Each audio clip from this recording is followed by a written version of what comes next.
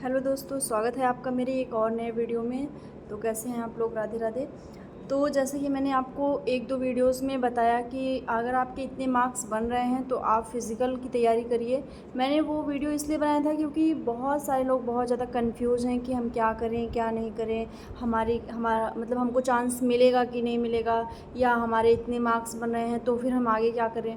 तो इससे जुड़ी हुई मैंने आपको कुछ इन्फॉर्मेशन दे दी है। मैं आशा करती हूँ कि आपको वो समझ में भी आया होगा और आप फॉलो भी करेंगे। अगर आपका उतना मार्क्स बन रहा है तो आप अप्लाई करेंगे उसको, अपनी फ़िज़िकल की प्रिपरेशन करेंगे।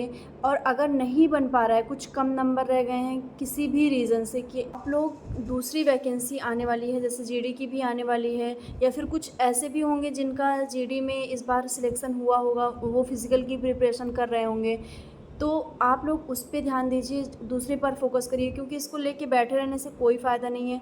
अब जितना भी आपको मेहनत करनी थी आपने कर लिया, जितना आपको अटेम्प्ट करना था वो भी आपने कर लिया।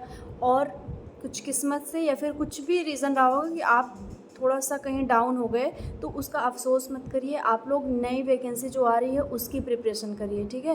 क्योंकि आपने जो इतनी दिन तैयारी की है, अपनी मेहनत की है, अगर आप ऐसे 1-2 महीने इसी अफ़सोस में बैठे रहेंगे कि अरे मेरा इसमें एग्ज़ाम अच्छा नहीं हुआ, मैं इसमें नहीं कर पाया, तो कहीं न कहीं आपकी जो तैयारी है वो मतलब फिर से डाउन हो जाएगी। आपको फिर से उतनी प्रिपरेशन करनी पड़ेगी। आप ऐसा मतलब चाहते हैं कि ऐसा आपके साथ ना हो, आपकी जो पढ़ाई है वो कंटिन्यू बनी रहे, तो उसके लिए अगर आप कोचिंग करते थे ऑफ़लाइन, ऑनलाइन, तो 1-2 दिन आपने रेस्ट कर ही लिया होगा, तो अब आप उस पे लग जाइए और दोबारा से आप अपने नोट्स बनाइए, प्रिपरेशन करिए, सब कुछ दोबारा से स्टार्ट करिए, क्योंकि खाली हाथ बैठने से कुछ नहीं होगा। और अगर आप मेहनत करते रहेंगे तो ज़रूर कुछ ना कुछ होगा। और दूसरी सबसे बड़ी बात है कि मैंने कल भी कहा था कि आप लोग एकदम पॉज़िटिव रहिए। आप लोग मतलब पता नहीं क्यों इतना नेगेटिव हो जा रहे हैं, इस पता नहीं पेपर की वजह से, या फिर बहुत ज़्यादा अभी भी आप लोग फ्रस्ट्रेट हैं, परेशान हैं। क्या रीज़न है कि आप लोग एकदम मतलब गलत सोच ले रहे हैं, गलत लिख दे रहे हैं, वीडियोज़ के नीचे कुछ ऐसे मतलब थोड़ा कम अच्छे कमेंट कर दे रहे हैं। तो ये सब आप लोग मत करिए, आप लोग एकदम पॉज़िटिव रहिए। आप अपनी लाइफ़ को लेके देखिए, आपके जीवन में जो भी होगा वो पहले से ही डिसाइड होगा। बस आपको क्या करना होगा कि आपको मेहनत करके उसको बेस्ट बनाना होगा। तो आप लोग बिल्कुल भी परेशान मत होइए। और मैं ये चीज़ समझ पा रही हूँ कि बहुत मेहनत करने के बाद भी जब कुछ कम नंबर रह जाते हैं, या फिर थोड़ा-सा मतलब कि होता है ना कि हम चाहते हुए भी कुछ चीज़ नहीं कर पाते हैं। हम वहाँ बैठते हैं एग्ज़ाम में, पहले से हम ठान के जाते हैं कि हम इतना अटेम्प्ट करके आएँगे, इतना सब कुछ करके आएँगे। लेकिन वहाँ पे जाने के बाद थोड़ा-सा हमारा दिमाग जो है वो मतलब इतना प्रेशर में हो जाता है कि हम चीज़ें गलत कर देते हैं, आती हुई चीज़ें गलत कर देते हैं एकदम। तो अब जो होना था वो हो गया, आप लोग ये सब बिल्कुल भी अब मत सोचिए। और मुझे ये मतलब मुझे फ़ील होता है कि हाँ, कि कितना बुरा लगता है अगर एक एग्ज़ाम ख़त्म हो जाता है, मतलब ख़राब हो जाता है, जिसकी प्रिपरेशन हम इतने सालों से करते आते हैं। और कुछ ऐसे लोग हैं, कुछ ऐसे मेरी मतलब बहनें हैं, जो भाई हैं, जिनकी एज लिमिट मतलब जिनका एज जो है वो अब ओवर एज हो जाएँगे, अगली बार जो नेक्स्ट वैकेंसी आएगी यूपीपी में वो उसको फ़िल नहीं कर पाएँगे फॉर्म। तो देखिए, मैं ये चीज़ फ़ील कर पा रही हूँ और मुझे पता है कि आप लोग कहीं न कहीं जिनके साथ अगर ऐसा है तो वो इस चीज़ से बहुत ज़्यादा परेशान हैं, बहुत ज़्यादा डिस्टर्ब हैं।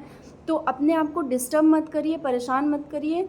आप आने वाली जो नई वैकेंसी है, जैसे यूपीएसआई की भी आएगी, और कुछ और जो आपको लगता है कि मैं इसमें फ़ॉर्म फ़िल कर सकता हूँ, मैं एलिजिबल हूँ, मेरी इतनी क्वालिफ़िकेशन है कि मैं कर सकता हूँ, तो आप उसकी प्रिपरेशन करिए। आप किसी भी और दूसरी टेंशन में मत रहिए। आप लोगों ने कट ऑफ से रिलेटेड और सेफ़ स्कोर से रिलेटेड बहुत सारी वीडियोज़ देख ली होगी। बहुत बहुत सारे लोग मतलब नई-नई वीडियोज़ बना रहे हैं। और एक कुछ लोग हैं जो कुछ मतलब आंकड़ों पे आधारित बना रहे हैं, वो कुछ चाहे वो पिछला लेके बना रहे हैं। तो आप लोगों ने देखा होगा कि एग्ज़ाम पूर्व पर भी विवेक सर ने ऐसी एक वीडियो कल अपलोड की है। और पहले जब 23 शिफ्ट का एग्ज़ाम हुआ था तो उनका भी यही कहना था कि कट ऑफ तो 200 की 10 जाएगी, 200 प्लस जाएगी, महिलाओं की कट ऑफ 200 रहेगी। लेकिन जब उन्होंने भी पूरा डाटा देखा, सब कुछ देखा, और 50,000 बच्चों का स्कोर भी उन्होंने गूगल फॉर्म पे जो होता है ना कि फ़िल करके आप बताइए अपने स्कोर, तो हम आपको सेफ़ स्कोर बताएंगे, तो वो भी उन्होंने किया। और उसके आधार पर कल उन्होंने बताया कि जो जनरल कैटेगरी के हैं उनके 90 प्लस अगर बन रहे हैं, 90 अगर बन रहे हैं क्वेश्चन सही, तो फिर वो अपने फ़िज़िकल की तैयारी 100% करें, बिना किसी भी भ्रम में हुए वो अपनी फ़िज़िकल की तैयारी करें। और ईडब्ल्यूएस के लिए उन्होंने बताया है कि जिनका 85 क्वेश्चन बन रहा है, ईडब्ल्यूएस और ओबीसी दोनों में जिनका 85 क्वेश्चन बन रहा है, वो लोग भी अपने रनिंग की प्रिपरेशन करते रहें, क्योंकि इस बार चांस पूरा है कि इतने क्वेश्चन वालों को फ़िज़िकल के लिए बुलाया जाएगा। तो आप लोग अगर जिनके भी इतने बन रहे हैं, वो अपनी रनिंग पे लग जाएं, बिना ये सोचे कि मेरे साथ क्या होगा क्या नहीं होगा, ये सब आप मत सोचिए। आप बस अपनी मेहनत करिए, आप अपनी रनिंग स्टार्ट कर दीजिए। फिर एससी एसटी के लिए भी उन्होंने बताया है कि जिनका 70 क्वेश्चन बन रहा है और एसटी में जिनका 65 भी बन रहा है, तो वो भी अपनी रनिंग की प्रिपरेशन करते रहें।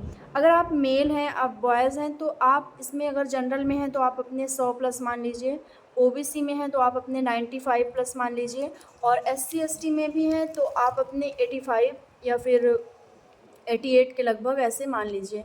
एसटी में हैं तो 80 के लगभग भी मान सकते हैं। तो ये उन्होंने बताया है, और ये आंकड़ा उन्होंने ऐसे हवा में नहीं बता दिया है, पूरा एक जो है बनाया गया कि बच्चे क्या करके आए हैं अटेम्प्ट, वो अपना डाटा रखेंगे तो हम उस आधार पर कट ऑफ बनाएंगे। तो आप लोग उनकी वीडियोस देख लीजिएगा अगर आपको और डीप में समझना है तो। बाकी मैंने आपको बता दिया कि अगर आपके इतने बन रहे हैं तो आप लोग सेफ़ हैं, आप लोग निश्चिंत रहिए। और एक चीज़ मैं अपने आप से भी ऐड करना चाहती हूँ इसमें, कि जिनके 170 क्वेश्चन भी 170 मार्क्स भी बन रहे हैं, तो वो लोग टेंशन फ्री रहें, कुछ भी आपको परेशान होने की ज़रूरत नहीं है। देखिए, आपको रनिंग करना है, ठीक है। अब मान लीजिए, अच्छा आप ये थोड़ा सा ये सोच लीजिए कि मान लीजिए फ़िज़िकल पहले होता और रिटेन बाद में होता। अगर ऐसा होता तो आप रनिंग की प्रिपरेशन पहले करते ना, आप रनिंग करते पहले, आप उसको क्वालिफ़ाई करते, फिर आप रिटेन एग्ज़ाम देते। जैसे कि कुछ एग्ज़ाम में है भी, जो सीआरपीएफ़ वगैरह का एग्ज़ाम है, उसमें पहले आपको डीवीपीएसटी करवा लेते हैं, आपका डॉक्यूमेंट वेरिफिकेशन, फ़िज़िकल आपका करवा लेंगे, तब वो रिटेन के लिए आपको बुलाएंगे। कुछ सीआईएसएफ़ और सीआरपीएफ़ की कुछ वैकेंसी आती हैं जो 10+ होती हैं, तो उसमें ऐसा होता है, वो पहले ऐसे ही करवाते हैं। पहले आपको एग्ज़ाम नहीं दिलवाएंगे, वो पहले आपका फ़िज़िकल करवाएंगे, उसके बाद वो आपको देखेंगे कि आप इस एग्ज़ाम में बैठ सकते हैं कि नहीं। और काफ़ी दिन हो गया, एक आईटीबीपी की वैकेंसी भी आई थी, जो तो उसमें भी था कि पहले फ़िज़िकल होगा, उसके बाद फिर रिटन एग्ज़ाम होगा। तो आप सोचिए अपने माइंड से कि अगर यूपी पुलिस में भी यही होता तो आप पहले फ़िज़िकल की प्रिपरेशन करते ना। तो आप यही सोच के, अगर आपके 170 क्वेश्चन भी बन रहे हैं, क्योंकि मान लीजिए सेकंड लिस्ट आ गई तो आपको चांस मिल सकता है, या फिर फ़र्स्ट में भी चांस मिल सकता है। अगर आपको नॉर्मलाइजेशन अच्छा मिल गया तो आपको फ़र्स्ट में भी चांस मिल जाएगा, कोई उसमें ज़्यादा परेशान होने की बात नहीं है। तो ये बात आप लोग एकदम नोट कर लीजिए और एकदम सीरियस हो जाइए। और जिन भी भाइयों और बहनों की जो 120 बताते हैं कि मेरा 120 नंबर है, देखिए आप लोग इतने समझदार हैं, आप लोग के पास इतना ज़्यादा मतलब आप पढ़ाई कर रहे हैं, हर चीज़ देख रहे हैं, समझ रहे हैं, सुन रहे हैं, तो कुछ अगर आप बोलेंगे कि मेरा 110 मार्क्स है, मैं क्या करूँ, तो आपको इतना समझ में आना चाहिए कि इस बार आपकी किस्मत ने आपकी साथ नहीं दी है, आपकी मेहनत भी आपने की, लेकिन वो कहीं ना कहीं कुछ ना कुछ कमी रह गई है उसमें, तो आप उसको सुधारिए और आप आगे की वैकेंसी की तैयारी करिए। आप मतलब ये मत परेशान होइए कि अब मेरा होगा कि नहीं, इस सस्पेंस में मत पड़े रहिए। आप आगे अपना ध्यान दीजिए। आप जो नई नई वैकेंसी आ रही है, एसएससी जीडी की अभी आएगी, और मतलब जितनी भी आ रही हैं, तो आप उस पर अपना ध्यान लगाइए। और कुछ चीज़ मैं बताऊंगी गर्ल्स के लिए, क्योंकि मैं देखिए, मैं अपना जो मेरा एक्सपीरियंस रहा है, जो बहुत कम ही एक्सपीरियंस रहा है, थोड़ा बहुत ही रहा है, कोई मुझे बहुत ज़्यादा एक्सपीरियंस नहीं रहा है, बट जितना भी रहा है, मैंने जो भी फील किया, मैंने जो फेस किया, वो मैं चाहती हूँ कि मैं आप लोग से शेयर करूँ, और आप लोग भी उस पर मतलब कुछ ना कुछ अपना काम करें, और आप लोग भी उसमें कुछ सुधार करें। सबसे पहले मैं बता दूँ कि जितनी भी लड़कियाँ हैं जिनका इसमें कम मार्क्स बन रहा है, 120 या 130 ऐसे बन रहा है, जो जनरल ओबीसी में आ रही हैं, तो वो लोग जो आगे की प्रिपरेशन करेंगी, जैसे अगर आप जीडी का एग्ज़ाम दे रही हैं, या फिर आप आरपीएफ का देंगी, और यूपीएसआई का देंगी, या जो भी आप एग्ज़ाम देना चाहेंगी आगे, उसमें आपका मैथ जो है वो अच्छा खासा प्रिपेयर होना चाहिए। यूपी पुलिस में क्या था कि आपने रीजनिंग, हिंदी और जीएस को टारगेट किया था कि चलो मैं इसमें इतना स्कोर कर लूँगी तो मैं 95 प्लस भी जा सकती हूँ, मतलब 90 प्लस तो रहूँगी ही मैं, इतने क्वेश्चन मेरे सही हो जाएंगे।